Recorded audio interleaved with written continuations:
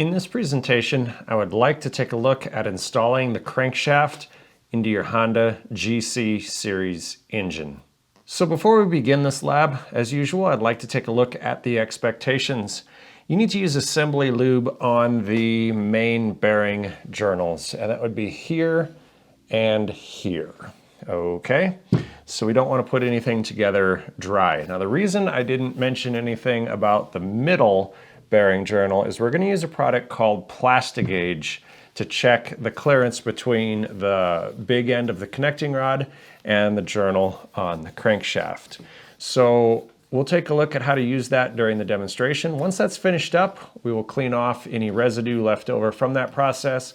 We will apply an assembly lube. We will install the rod bolts and the cap. And at that point, we'll torque everything down and get an instructor's signature for those tasks. Let's go ahead and take a look at the engine.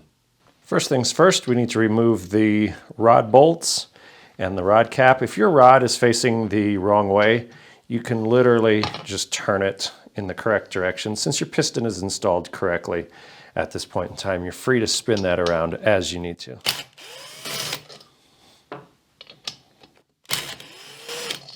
Once the cap has been removed, press the piston all the way up into the top of the cylinder. I'm going to apply some assembly lube to my finger. Just going to use this finish line oil and make sure I get oil on the gasket, or rather the seal, and in the bearing. And then I'm also going to apply that oil here to this journal surface on the crankshaft. Once we're finished with that, we'll drop the crankshaft into the block. Everything feels good. Next up, we're going to slice off a piece of Plastigauge very carefully. And inside of this wrapper is a piece of wax. So we'll open that guy up. Just be careful with it.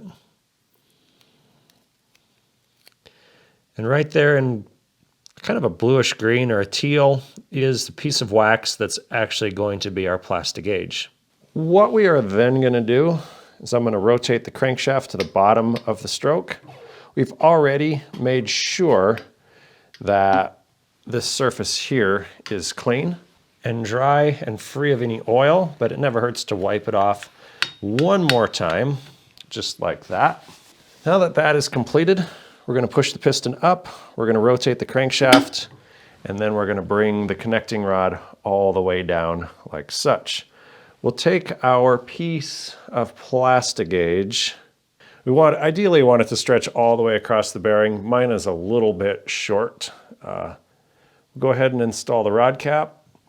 Do not allow the crankshaft to turn at this point in time because it will simply smear the Plastigauge. There we go. We'll torque the bolts down to factory spec. I'm going to just run them down with power tool real quick. I believe that is, 8.9 foot-pounds.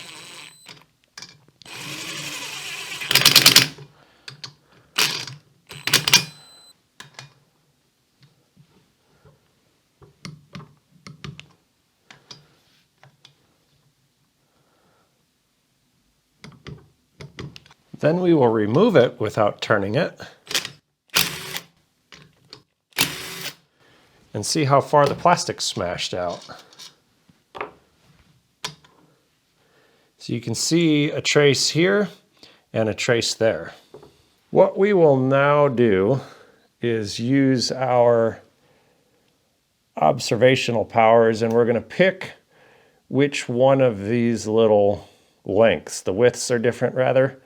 You can see the plastic is bigger than 3, but it matches perfectly with 2. So as we measured before, I gave you that answer, we had 0.02 of clearance on this rod bearing journal.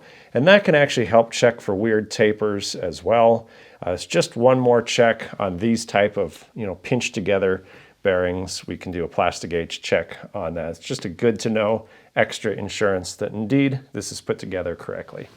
Once the Plastigauge is finished up, simply remove it.